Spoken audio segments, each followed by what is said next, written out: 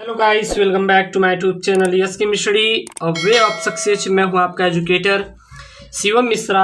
मेरे प्यारे बच्चों, इसमें हम लोग क्लास 12 का जो बायोलॉजी का 7 चैप्टर है उसका हम लोग सीरीज लेके चल रहे हैं। आज का हमारा जो टॉपिक है ये अगला पार्ट है। सभी पार्ट आपको वीडियो को प्लेलिस्ट में जाके वॉच कर सकते हैं, ठीक है। और आपके बहुत सारे कमेंट आए थे कि सर आपने तो दो वीडियो बना के अपलोड कर दिए, तो ऐसा कुछ भी नहीं है। देखिए, आपका सीरीज वहां पे मिल जाएगा, कहेंगे तो इसको फिर से एक सीरीज के तौर पे बना दिया जाएगा, ठीक है। जाके वहां पे वॉच कर सकते हैं अच्छे से। तो इसमें जानेंगे जीवाश्म से प्रमाण। जीवाश्म से प्रमाण, तो जीवाश्म से बहुत सारे हमारे प्रमाण थे। हमारा 6वां टॉपिक है। तो जीवाश्म का अध्ययन जीवाश्म विज्ञान कहलाता है। याद रखना, जीवाश्म का जो अध्ययन होता है उसे हम लोग जीवाश्म विज्ञान कहते हैं, ठीक है ना। और जीवाश्म का अर्थ उन जीवों से बचे हुए अवशेष से है अब से जो पहले लाखों वर्षों करोड़ों वर्ष पूर्व जीवित होंगे। तो जीवाश्म से प्रमाण में क्या लिखेंगे? जीवाश्म का अध्ययन जीवाश्म विज्ञान कहलाता है। क्या लिखेंगे? जीवाश्म का अध्ययन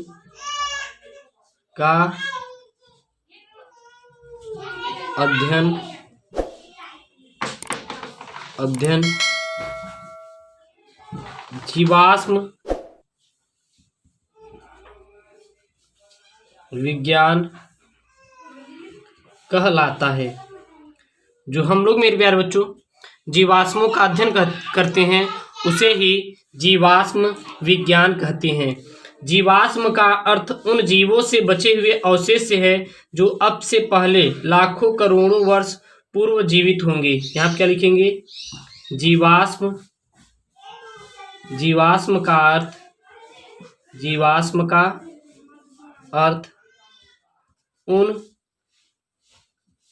जीवों के बचे हुए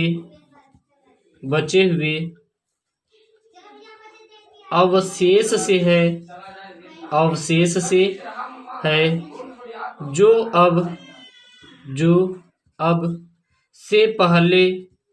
जो अब से पहले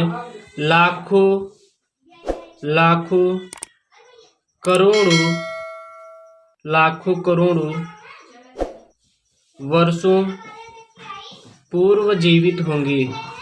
लाखों करोड़ों वर्षों पूर्व क्या होंगे? जीवित होंगे, ठीक है ना। उनसे ही हमारा ये है, ओके। जीवाश्म का बनना, तो बहुत सारे जीवाश्म का बनना है, चलिए देख लेते हैं। जैसे कि हमारे असीम भूत जीवाश्म थे, सांचा जीवाश्म थे और अपरिवर्तित जीवाश्म थे, इत्यादि प्रकार के हमारे जीवाश्म थे, ओके। अगला है हमारा 7वां, कायिक तथा जीव रसायन से प्रमाण। 7वां क्या है आपका? कायिक एवं जीव रसायन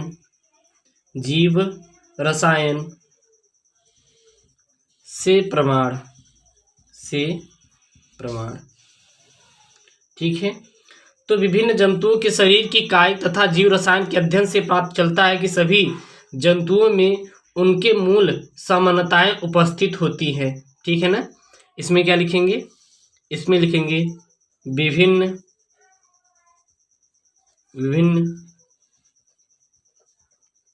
जंतुओं के शरीर की कार्यकी तथा जीव रसायन के अध्ययन से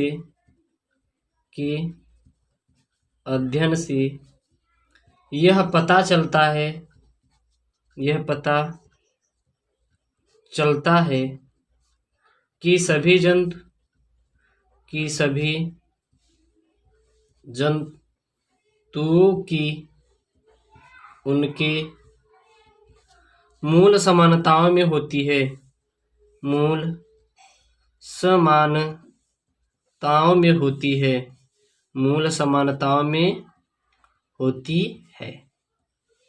ओके, मूल समानताओं में होती है। जैसे कि हमारा पहला देखेंगे हम लोग, पहला हमारा क्या था?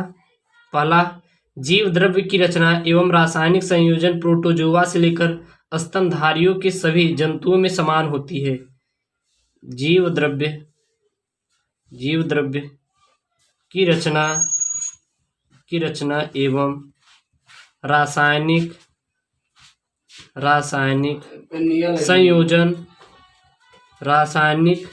संयोजन प्रोटोजोआ से लेकर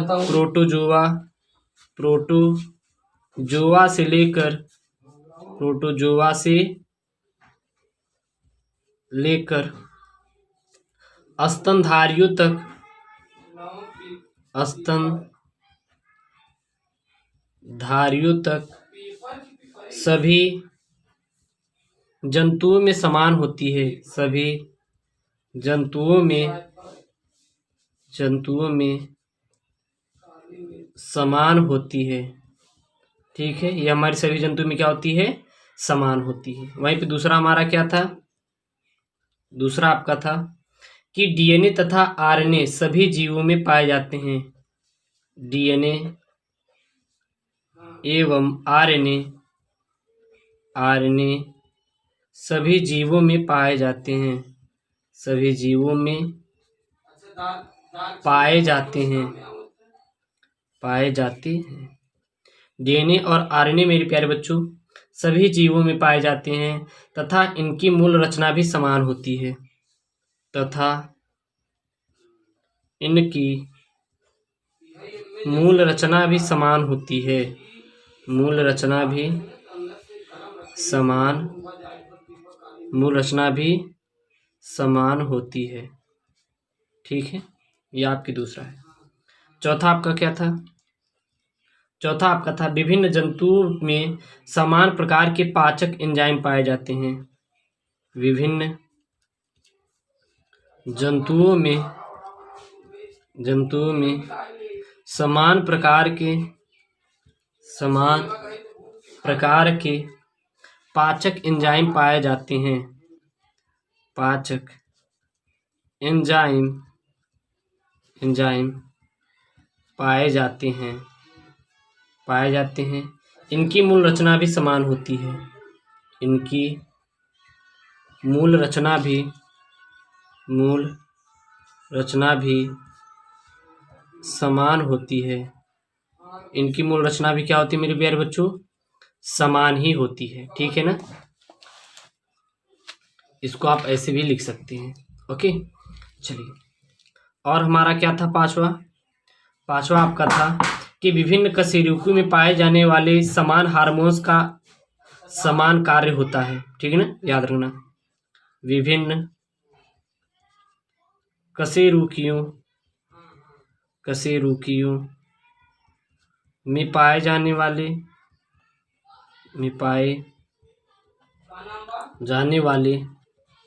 समान हार्मोन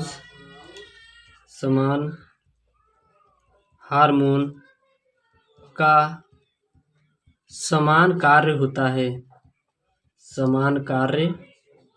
होता है।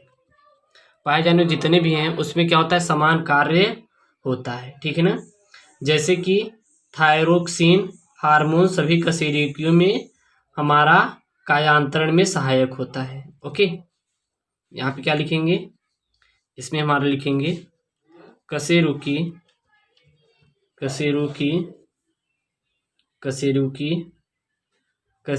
में या फिर कशेरुकियों में थायरोक्सिन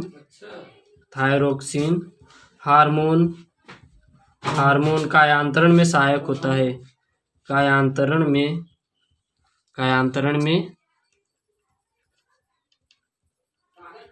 सहायक होता है। ठीक है, याद रखिएगा। अगला है मेरे प्यारे बच्चों यहाँ पे कि चट्टानों तथा उनमें पाए जाने वाले जीवाश्मों का काल का निर्धारण हम लोग कैसे करते हैं? ये आपके एग्जाम से संबंधित है, आ जाता है कि चलिए बताइए कि चट्टानों तथा उसमें जो पाए जाने वाले जीवाश्म होते हैं उनके काल का निर्धारण आप लोग कैसे करेंगे? तो रेडियोधर्मी एक ऐसे हमारे तत्व होते हैं कि जो वातावरण में एक निश्चित दर से अपनी रेडियो धर्मीयता खोकर अपने रेडियो धर्मीयता विहीन समस्थानिक तत्वों में लगातार क्या करते रहते हैं, बदलते रहते हैं और इन रेडियोधर्मी तत्वों का अनुपात ज्ञात करके विभिन्न चट्टानों तथा उनमें उपस्थित जीवाश्मों की आयु निर्धारित की जाती है। ठीक है ना। और ये हमारी इसके लिए बहुत सारी निम्नलिखित विधियां हैं, जैसे कि यूरेनियम लेड विधि है, रेडियोधर्मी कार्बन विधि है, पोटेशियम विधि है। ठीक है ना। ये सब हमारी क्या क्या हैं, विधियां हैं। इनके द्वारा भी हम लोग इनका निर्धारण कर सकते हैं। चलिए देख लेते हैं। यहाँ पे हमारा क्या रहेगा, हमारा वो है आगे कि जीवाश्मों में उनके काल का निर्धारण हम लोग कैसे करेंगे। ठीक है ना। तो यहाँ पे लिखेंगे हम लोग रेडियोधर्मी तत्व, रेडियोधर्मी तत्व हर प्रकार के वातावरण में एक निश्चित दर से अपनी रेडियोधर्मिता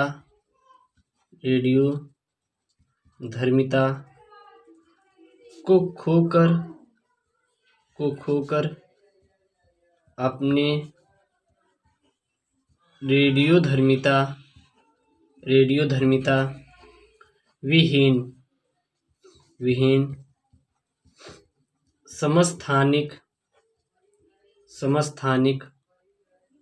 समस्थानिक तत्व में लगातार बदलते रहते हैं, तत्वों में लगातार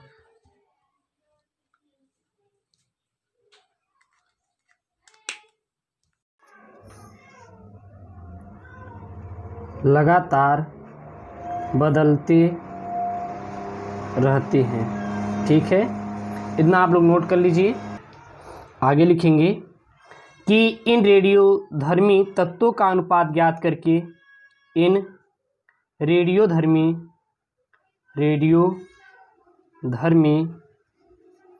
तत्वों का अनुपात ज्ञात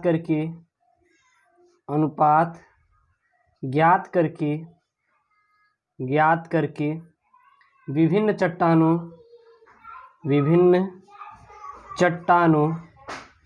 एवं उनमें उपस्थित विभिन्न जीवाश्मों की आयु निर्धारित की जाती है। उनमें उपस्थित विभिन्न जीवाश्मों की आयु निर्धारित की जाती है। ठीक है ना, निर्धारित की जाती है। ओके, देखिए यहाँ पे अब यह निम्नलिखित विधियों द्वारा ज्ञात किया जाता है। क्या लिखेंगे यहाँ पे, यह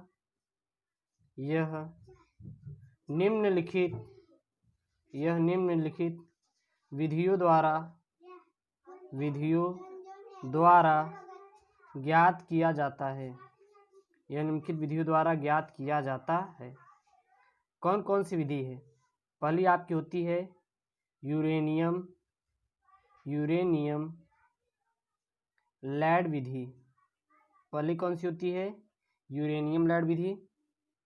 दूसरी कौन सी होती है? रेडियोधर्मी कार्बन विधि। तीसरी कौन सी होती है? तीसरी होती है पोटेशियम आर्गन विधि। पोटेशियम आर्गन विधि। इन तीन विधियों द्वारा किसी भी जीव का निर्धारण किया जा सकता है। ठीक है ना, इतना याद रखिएगा। ओके, इसके बाद हमारा आता है भूवैज्ञानिक समय मापक्रम। अगला क्या हेडिंग आती है? वो आती है आपकी भूवैज्ञानिक समय मापक्रम। भूवैज्ञानिक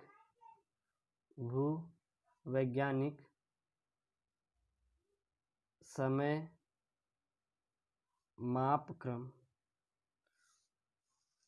भूवैज्ञानिक समय मापक्रम क्या होता है?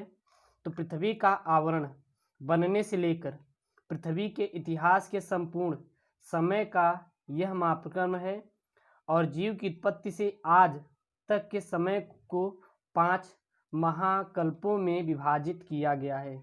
यहाँ पे क्या लिखेंगे? यहाँ पे लिखेंगे मेरे प्यारे बच्चों कि पृथ्वी का आवरण बनने से लेकर पृथ्वी के इतिहास के संपूर्ण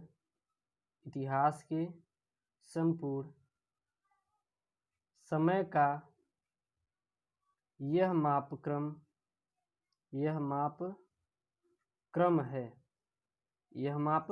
है। जीव की उत्पत्ति से आज तक के समय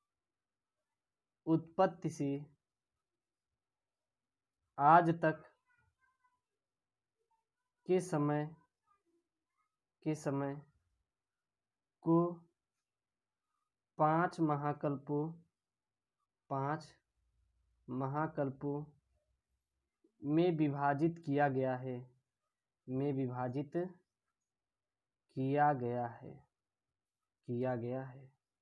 कितने महाकल्पों में विभाजित किया गया है? तो 5 महाकल्पों में। कौन कौन से?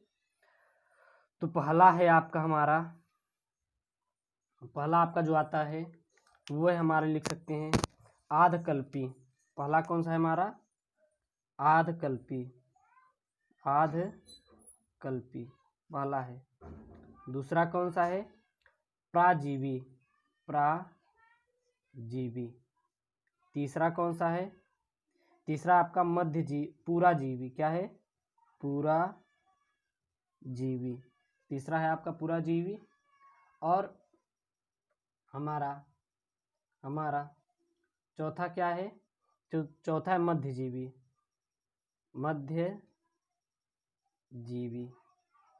चौथा क्या है आपका? मध्यजीवी है। और पांचवा जो है वो है आपका नूतनजीवी। क्या है हमारा? नूतनजीवी। पांचवा क्या है हमारा? नूतनजीवी है। ठीक ना? इतने सारे में किया गया है। तो मेरे प्यारे बच्चों इतना आप नोट कर लीजिए। और चैनल पर नए हैं तो प्लीज़ चैनल को सब्सक्राइब करें, बेल आइकन को प्रेस करें ताकि आने वाली लेटेस्ट वीडियो की नोटिफिकेशन सबसे पहले आप तक पहुंचती रहे। और अपनी पढ़ाई को आप जारी रखिए। ये क्लास 12 बायोलॉजी का हमारा 7 चैप्टर है। अगले वीडियो में आपको अगला इसका पार्ट मिलेगा। ओके दोस्तों, थैंक यू, जय हिंद।